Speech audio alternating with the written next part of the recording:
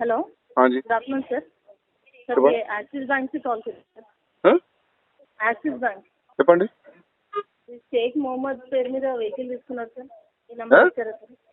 షేక్ మొహమ్మద్. ఎవరా లంజా కొడుకు షేక్ మొహమ్మద్?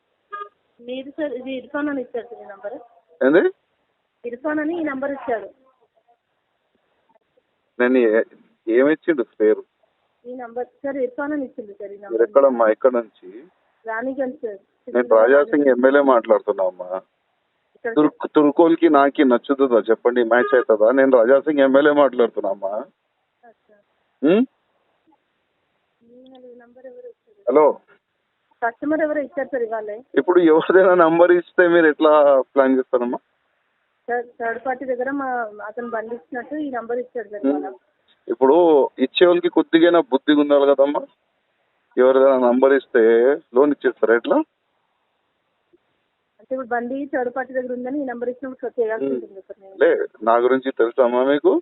మాకు తెలియదు కదా సార్. మీకు ఒక్కసారి యూట్యూబ్ లో గూగుల్లో సెర్చ్ చేయండి, రాజాసింగ్ ఎమ్మెల్యే కొట్టండి, తెలిసిపోతుంది. తుర్కోల్కి అయ్యా నేను. ఓకే అమ్మా. సరే ఓకే సార్.